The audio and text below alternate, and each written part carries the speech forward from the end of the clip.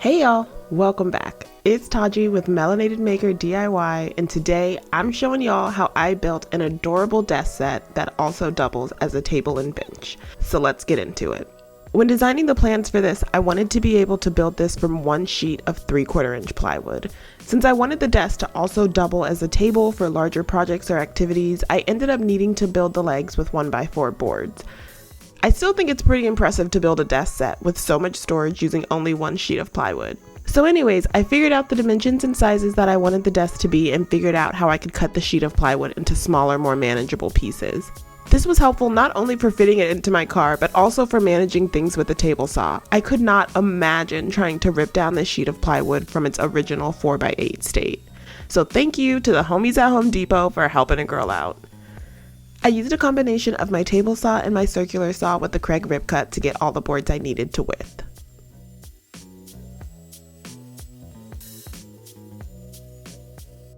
Once I got the plywood ripped down to width, I started cutting the strips to length with my miter saw.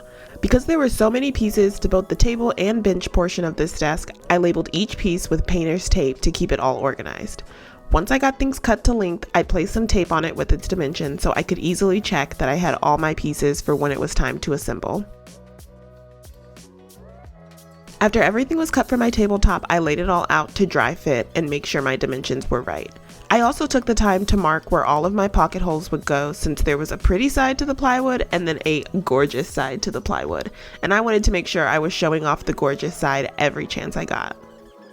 Once I got everything marked, I started drilling pocket holes. So many pocket holes. You could definitely opt to do some fancier joinery like biscuits or dowels, but I like that pocket holes are an affordable, great looking option for furniture projects. I'm using my Kreg K4 pocket hole system, and there are so many pocket hole jigs, but I love my K4 and it's perfect for the work I do. So let's get this tabletop put together. I used my speed square to make sure everything was square as I assembled it.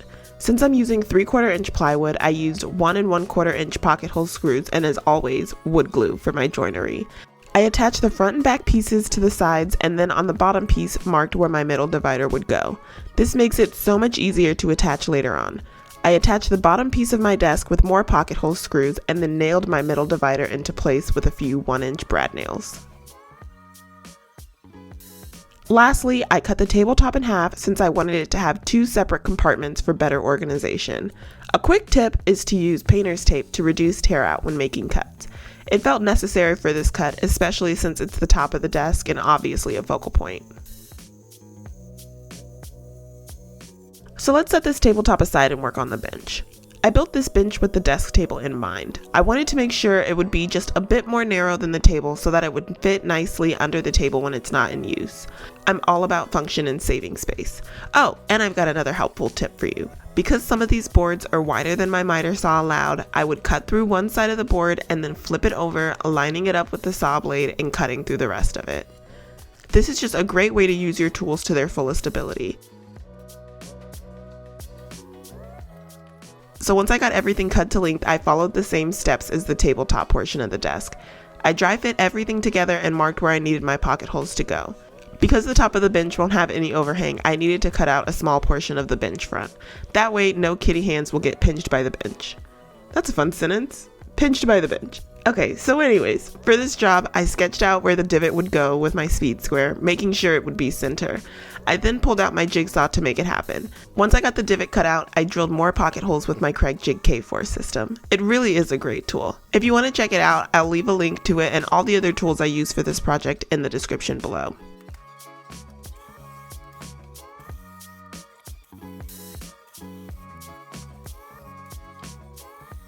So assembly for the bench portion of this desk looks a lot like assembly for the tabletop. I attached everything with wood glue and 1 1/4 inch pocket hole screws.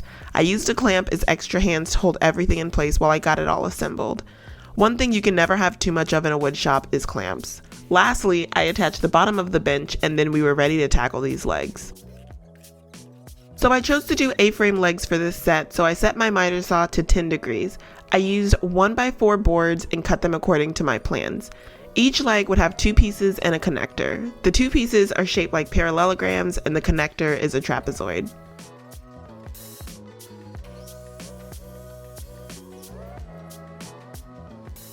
Once I got the legs cut, I laid them out and marked where I needed my pocket holes to go.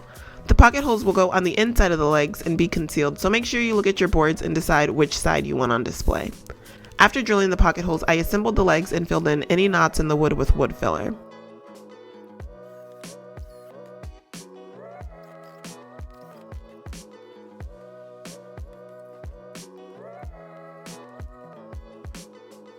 The legs will be attached by 2 stretchers that run underneath the table for support. To determine where on the legs the stretcher needed to sit, I marked 2 inches from the top of the table and lined up the legs, holding it in place with a clamp. Then I took a pencil and marked it behind the leg where the bottom of the table was. That way I just have to attach the stretchers to the legs where the line was, and it'd be the same height from the top, even with the legs being at an angle. After I wrapped up the legs, it was time to start the finishing process. I started by sanding everything with a 220 grit sandpaper. I wanted there to be a nicely sanded surface, as I'd just be sealing the wood and not staining it or painting it.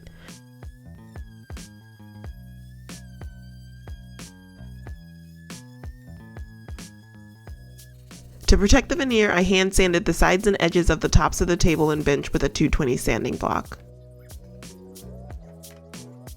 I wanted the legs to have a pop of color and decided to go with Rustoleum's Magenta.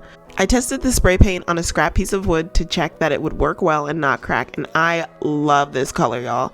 I sprayed 2 coats on the legs and hit a few spots a bit more to make sure I got an even coverage.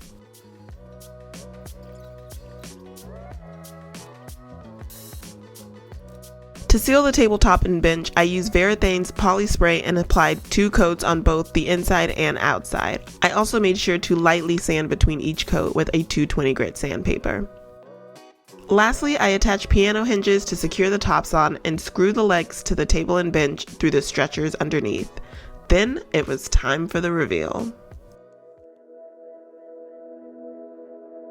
I introduce to you the Melly set.